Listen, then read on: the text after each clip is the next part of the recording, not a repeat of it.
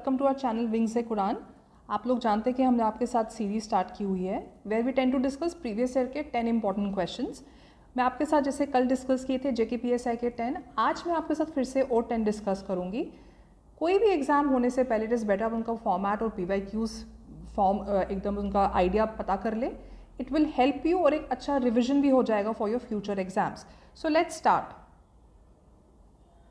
The largest sacred groves of India are in which of the following states? A. Uttarakhand and Himachal Pradesh, B. Kerala and Tamil Nadu, C. Kerala and Andhra Pradesh, D. Maharashtra and Madhya Pradesh. हमारे live comment section खुले हैं, please simultaneously answer type in करिए। The correct answer is A, Uttarakhand and Himachal Pradesh. अब sacred Grove की पहले बात करते हैं। क्या रहता है सेक्रेड ग्रोव? इट कंप्राइजेज, क्या कंप्राइज करता है? पैचेस, वी नो पैचेस कुछ ऐसे ऐसे रहते हैं ऑफ नेचुरल वेजिटेशन। ये कुछ फ्यू ट्रीज हो अगर उनको सेव करने के लिए भी, या कुछ एकड़ एंड एकड़ ऑफ लैंड ऑफ वेजिटेशन उसको भी प्रोटेक्ट करता है। ये कौन प्रोटेक्ट करता है? Local communities. Local communities protect करती है इनको। That is why the word sacred. हमने पढ़ा है जो सेक्रेड है that means there is some religious belief attach to it. Okay, we know there are many sacred sacred animals, birds and even trees या पाए जाते हैं इंडिया में। कुछ communities they are attach to it. The famous Bishnoi community है जो India में, we know वहाँ पे एक फेमस केस हुआ था ब्लैक बक का। तो पूरी community was against that actor क्योंकि वो उस ब्लैक बक को पूछते थे। That animal was sacred. So कभी एनिमल हो सकता है, कभी प्लांट हो सकता है, तो ये लोकल कम्युनिटी सेव करती हैं। And your answer is Uttarakhand and Himachal Pradesh. Uttarakhand में ये हरियाली दैट मीन्स चमोली डिस्ट्रिक्ट में आता है। हिमाचल में ये दियोदर में आता है। Let's move. Which of the following state in India celebrates red panda festival? Red panda, मुझे पहले बताइए रेड पैंडा कहाँ कहाँ मिलते हैं? मैं आपको एक बेसिक इन्फॉर्मेशन दे देती हूँ। Red panda is actually one of the unfortunately endangered species, okay, as declared by IUCN। अब एंडेंजर्ड क्या रहता है? That means they are threatened by extension, कभी भी उनकी पॉपुलेशन खत्म हो सकती है। लाइक आई सेड, आप कमेंट सेक्शन में आंसर भी लिखिए और साइमल्टेनियसली बताइए रेड पैंडाज इंडिया में अब कहाँ कहाँ पाए जाते हैं। Your options are A. Sikkim, B. Assam, C. Manipur, D. Tripura. The correct answer is Sikkim.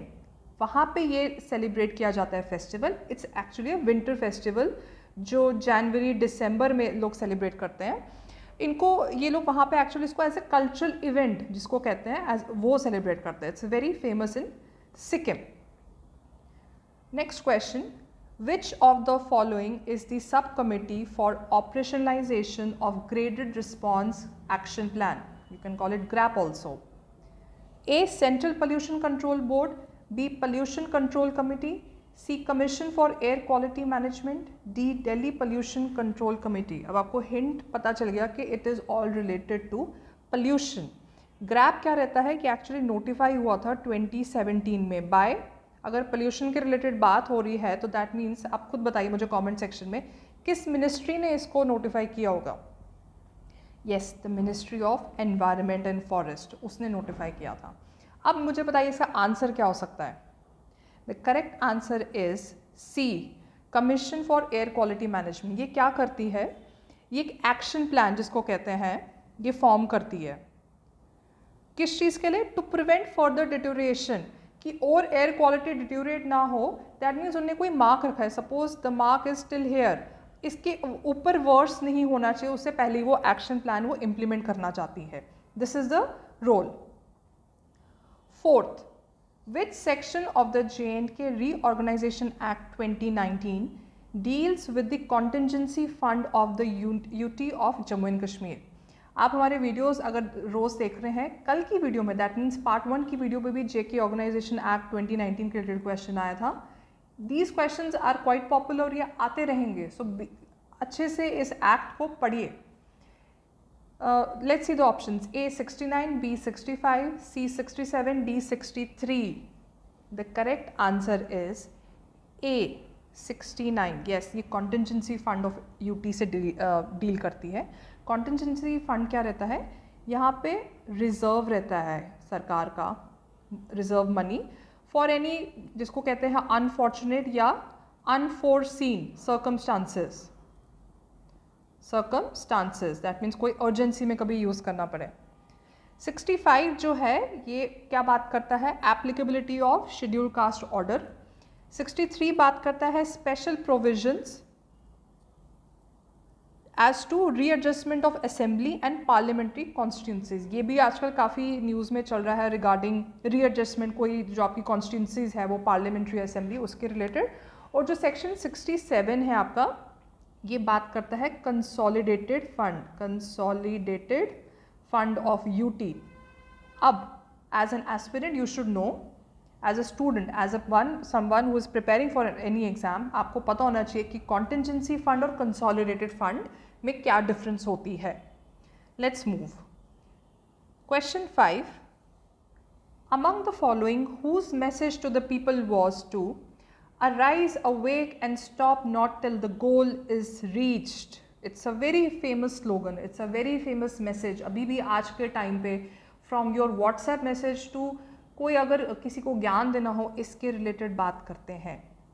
A Swami Vivekananda, B Rabindranath Tagore, C Subhash Chandra Bose, D Shri Ramakrishna Paramhansa. अब बताइए इसका आंसर क्या है। The correct answer is Vivekananda, Swami Vivekananda. ये बहुत फेमस इनका मैसेज है या रादर स्लोगन है। जब उन्हें शिकागो में वो फेमस स्पीच दी थी, उसके बाद कैलकाटा आने के बाद उन्हें ये एक लेक्चर में कहा था। Okay. Question 6, which city is known as land of dawn lit mountains. A Manali Himachal Pradesh, B Gangtok Sikkim, C Dibrugarh Assam, D Itanagar Arunachal Pradesh. अब बताइए कमेंट सेक्शन में इसका आंसर क्या हो सकता है। The correct answer is D Itanagar Arunachal Pradesh. Arunachal Pradesh को क्या कहा जाता है, land of rising sun also. क्या पता आपसे ये सवाल भी पूछ ले, land of rising sun and even orchid child of India, orchid child of India भी कहा जाता है। सबसे पहला सनराइज आपका इसी जगह पे होता है, that is why the name. ये एक्चुअली संस्कृत नेम को उन्होंने ट्रांसलेट किया हुआ है। It is one of the largest states of your north east, जो आपकी नॉर्थ ईस्ट में 7 सिस्टर्स जिनको कहा जाते हैं, उसमें one of the largest states हैं। Question 7, who won the record of the year award at the Grammy 2021। अगर आप थोड़ा इंग्लिश सॉन्ग्स कभी कभी सुनते हैं या कभी न्यूज़ में through your social media app और एनीथिंग, आपको पता है कि उनकी दुनिया में ग्रैमीज या एमीज की और इवन ऑस्कर्स की दुनिया में क्या हो रहा है। आई एम श्योर आप इसको आंसर बता सकते हैं। A Justin Bieber, B Rihanna, C Taylor Swift, D Billie Eilish. इसका आंसर है डी बिली एलिश। बहुत ही फेमस है अपने unusual clothing and I guess even she has green hair, coloured her hair as green. तो she has won in total 5 Grammys and इनका Grammys भी जीता है इन लोगों ने, इस सिंगर ने। तो she won that award record of the year in 2021। Question 8, the layer of the earth asthenosphere is A solid, B liquid, C plastic, D cold.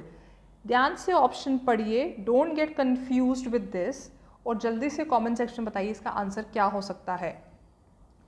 Yes, the correct answer is plastic. अब plastic आप दिमाग में वो नहीं रखिए कि plastic होगा वहाँ पे, उसके नेचर की बात कर रहे हैं।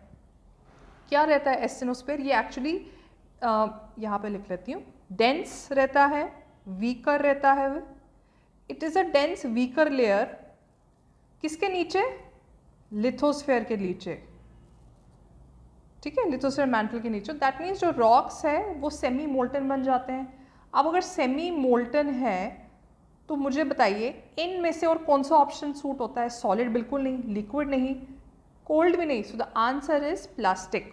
ऑल्सो लेयर्स ऑफ द अर्थ है, लिथोस्फेयर, एस्टेनोस्फेयर, मेसोस्फेयर। ये लर्न करके रखिए, इसके रिलेटेड सवाल होंगे, ये आपको आने चाहिए because these are all direct questions.